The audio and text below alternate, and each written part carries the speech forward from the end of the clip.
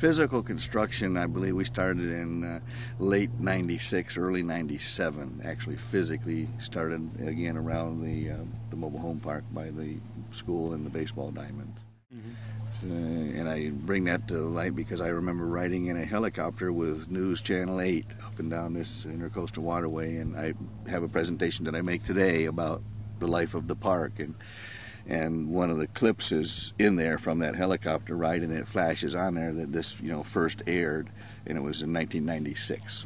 So, and now we're doing this interview in 2009. So y'all do the math. See, the overnight success that people view parts or all of this trail as when they arrive to the community or only been in the community a few years, and they don't really realize that this has been a dream process of over 20 years of thinking and designing and working with actual physical construction going on into our 14th year now, and continuing this trail on to connect out to other communities with lateral trails, and we call that the Ribbons of Venice program. That's, it's phase 2. We now have the spine down, if you will, the 5 miles of trail on both sides, and we've got about 27 miles of trail identified of potential places so we can go back and start that same process all over again, get the stakeholders involved, get the landowners and the people we got to deal with, the agencies and so on, and the Florida Power and Lights of the world and the stormwater management people of the world to say, yeah, you can put the trail along here, we'll work with you, we'll get it done, and we'll figure it out.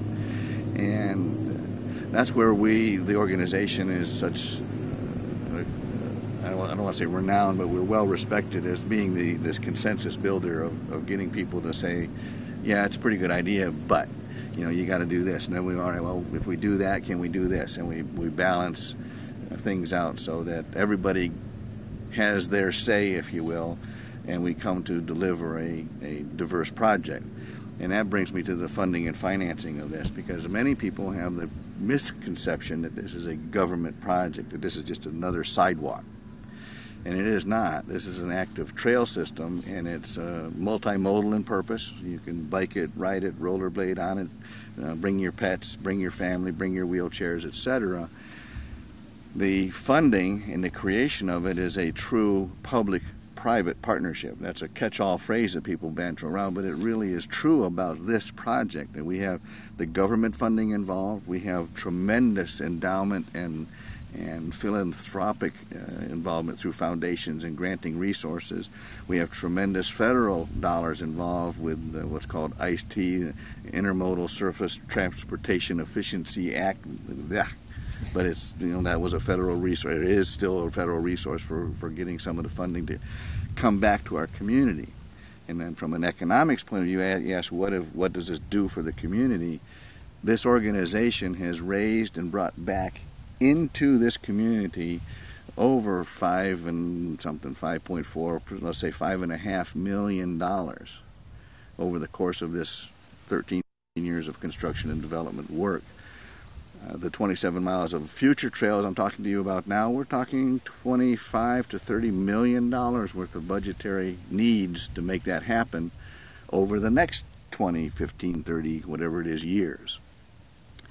So our job is to make sure we bring the funding to our community, and we raise the funding in our community to make it a cooperative project amongst all the players. It isn't, let's go to Tallahassee and tell them to build this trail. This is a true community project. The other huge benefit that comes out of having the public out here is the public becomes more and more in tune with nature.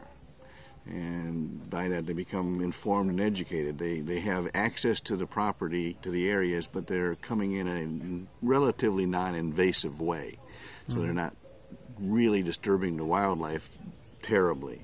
And as an example out here, there are a number of people who have tremendous photographs of bobcat, tremendous photographs of eagles.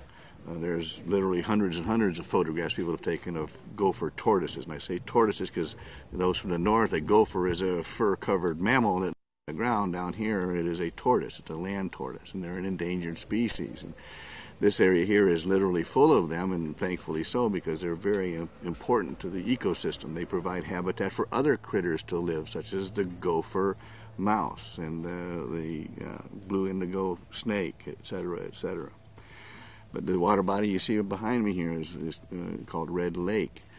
People here frequently view manatees, especially during this time of year. Right now the tide is extremely low, so we're not going to be seeing a manatee today, but in a higher tide, this lagoon is usually relatively full with manatee.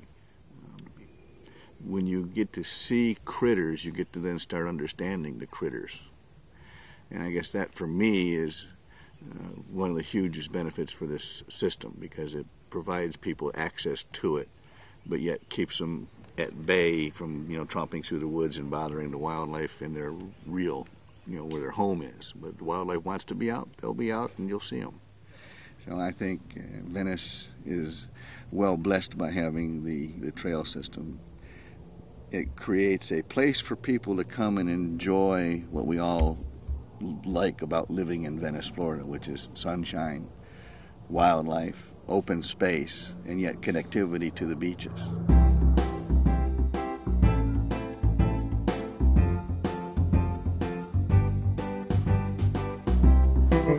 Earlier you asked me what the most favorite thing is about Venice, and I'm going to take you up here and show you.